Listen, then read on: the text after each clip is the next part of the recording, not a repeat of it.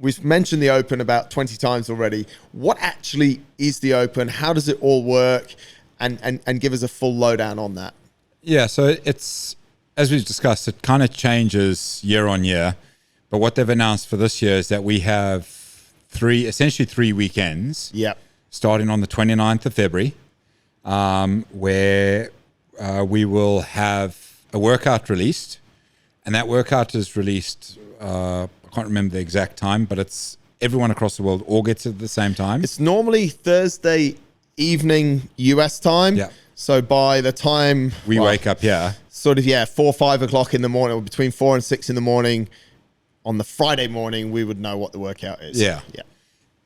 I mean, in fact, it's definitely by 4 o'clock, because every Open I have some guys who come in at 5 o'clock to do it. That's right. Yeah. Just so they can be top of the leaderboard for one day.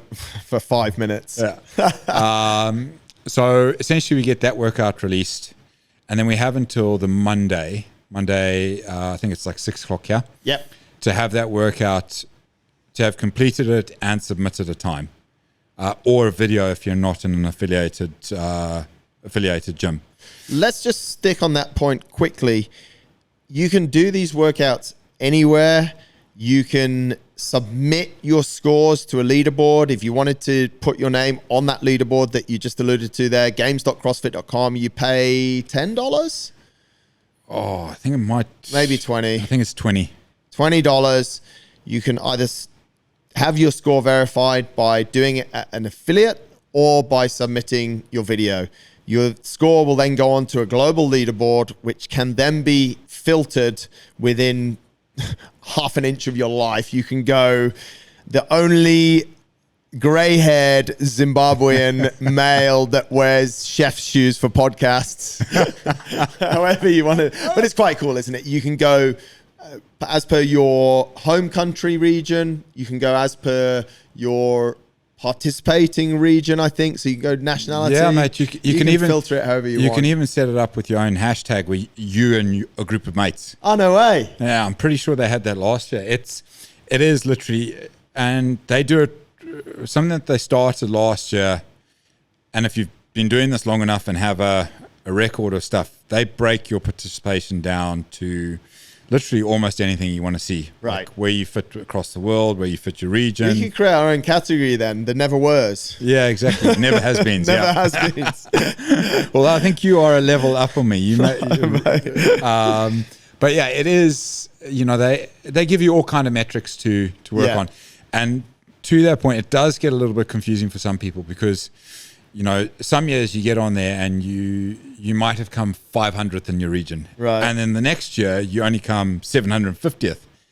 And then in the back of your head, you're thinking, have I got worse? I've got worse. Yeah. But then there's been an increase in participation. Or where the Open is brilliant is the other side of it is some of the workouts we get given highlight things that we're not very good at. Yes. Some years we get them, some years we don't. Yeah. So those metrics are all about how you look at them and how you use them. Yeah, I think that's one thing. If you... And it's almost, in order to make it a more enjoyable process for people, no matter if it's your first time or your 20th time, if you are registering and you are going on the leaderboard, something like you said could happen, mate, right? Like, it's not a very realistic metric or realistic goal to say, last year I was 400th in my age group in my region, so this year I want to be better than 400th, because there might be a big influx or another 100 to 200 people. So you could actually do far better at the workouts, but more people are participating. So I think I've seen a lot of anxiety in people around the leaderboard, and then people want to redo workouts. It's like, you're probably going to give the workout your best shot. You're going to leverage the environment you're going to do it in. Just stay relaxed about how it all turns out on the leaderboard. Yeah, and there's, I think coming back to like the whole system is that there's 3 workouts. Yes. Some of those workouts, as we've had in the past, might be a 2-part score. Yeah. So there's over 3 weekends opportunities for you to put some good scores on the board. The other side that you get with it, and I quite like this about the Open, or when you get to sort of the next levels up, is they repeat some workouts. Yeah, that's cool. And that, I think you were with me last year when I was doing the quarterfinals, and it was the row thruster workout. which I think was from back in 2014 or 2015. So that's nearly 9 years ago. Yeah. And forget about where you sit on the leaderboard. For me, 9 years later, and I'm a masters athlete, I'm quicker than what I was then. Yeah. And I think that's where, if you take some of those metrics and you've been doing this long enough, those are really cool measurements to look at, is that as you've got older, you have got fitter. Yeah. So it's open to anyone. Starts on so we're jumping around a bit here, folks. We're trying to give you all of this great experience that these two old fellas have. Too excited, clearly. Too excited. The Open is open to anyone. You can do it at your gym, or which we'll be hosting it here, and we'll talk about that in a minute. Or you can make a video of it and submit that video online. Between $10 to $20 to register. Anyone can register. Games.crossfit.com. And there's also, which we haven't mentioned yet, which makes it more complicated, there's two different categories for people. There's the RX as prescribed, and there's the scaled version. So if you're sat there thinking, well, I can't do muscle ups, you don't need to be able to do muscle ups, or I can't snatch 60 kilos, you don't need to be able to snatch 60 kilos. The scaled Open was introduced, I think, in about 2019? 2018, 2019. 2018, 2019.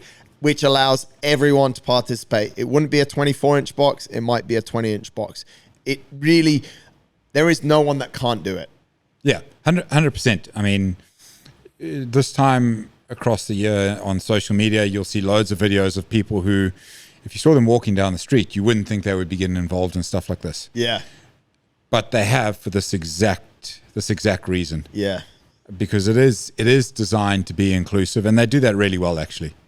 It's quite interesting though, isn't it, mate? Because for the most part on social media of athletes that are either the top end athletes or that are wanting to go to semi-finals, quarterfinals, which is the stage after the Open, which we'll come to, all we see them posting is walking on their hands doing pirouettes. Honestly, like I've seen so much of this pirouette shit, and these guys still, you know, they're struggling in other areas. Yeah. There's all of, and that's, I think it puts people off a lot that are looking up to a regional athlete or a semi-finals athlete, a games athlete, that mainly what we're seeing is really high skill things. So people that are the sort of enthusiasts like you and I are going, well, there's no way I can do that. The reality is we don't have to do that. And these idiots are actually marketing the sport quite badly for us. We should be looking into workouts like you just mentioned, which is just a gutsy row thruster workout that just needs guts and a really great level of fitness to do, you know, to do well in. But a zero level of fitness, you'd still get through it. Yeah, 100%. I think where people can get caught up is you have to remember that, you know, we'll take our two guys here, Toby and Sandro, for example. Yes. Well, in their head, they want to smash the Open, but they should also breeze through the Open. Yeah. So in theory, they're actually not training for the Open. No. And that's where people get confused when they look on social media, is that these guys are completely different level. Yeah. And what we should be looking at, and you know, this is my advice to anyone who is on the fence about whether or not doing the Open, is if you just go onto CrossFit.com and you look through their previous, they have every workout there. Look through their previous workouts. Yes. And there are videos of what you need to do. There is the old workouts. There's so much there to show that how inclusive it is. Yeah. And even to the point where, you know, like you said, there might be a 60 kilo snatch in there. Yeah. But that 60 kilo snatch, much like, in fact, the workout from last year with the ring muscle ups, that's at the back end of the workout. Yeah. And so you might be saying, well, I cannot do a ring muscle up. Okay, but even just if you did the other things, you might still not get to that muscle up. You might not get there, yeah. But, you know, I know so many guys who, they can't string together 10 pull-ups, and the workout opens with 10 pull-ups, but they can put together 10 individual pull-ups. Right. So they can still do it RX. They just do it at their pace. And I think that's where people get caught up with things. Yeah. Is the Open gives you an opportunity to measure yourself where you think you are currently at. You mentioned there CrossFit.com. People should maybe spend a minute or two, because you can often get clues as to what in the past you've been able to a certain extent. The workout, for example, today's workout on CrossFit.com is 10 rounds for time of 10 or 8 calories on the bike and 10 burpees. That's it. Yeah. 2 super simple movements. There's scaled options as well. There's a beginner option. So the beginner would do 8 and 8. Exactly the same thing drops down into the open. And the same thing if you were to take a week or a month of programming on CrossFit.com, you would find those high-end technical movements very seldom put in. And when they're put in, you also get the intermediate option. Yeah. So it's not just us sat here saying you should enter. We're not trying to sell you anything here. We don't actually benefit at all from this. We're just talking in real terms of what you can expect to come up, and the way that the open is really open to absolutely anyone. Yeah, I mean, I don't think there's ever been, certainly since they've introduced the scaled option, a workout where someone's come into the gym, unless they're injured, and even then there's probably some ways around it, that's come in and I've had to turn around and say, you can't do it. You can't do this. Yeah. Like I don't ever think there's been a workout like that. Sometimes I've had to say, you're not good enough to do the RX. You need to do the scaled. And if we strip it back from the sport, it comes back to what CrossFit is essentially. It essentially is at its base roots. Yeah. Like if the sport as it's evolving isn't made exclusive at grassroots, yes, it loses some of the magic and the whole reason behind it. Yeah, right. So, if they're not making it available to people who spend time in their gyms, then it kind of loses what's the point of the open? So 3 workouts. There will be some high skill stuff. There will be a scale. The first one is released, as you said, mate, night of the 29th of Feb, which is a Thursday. Yeah. Morning here.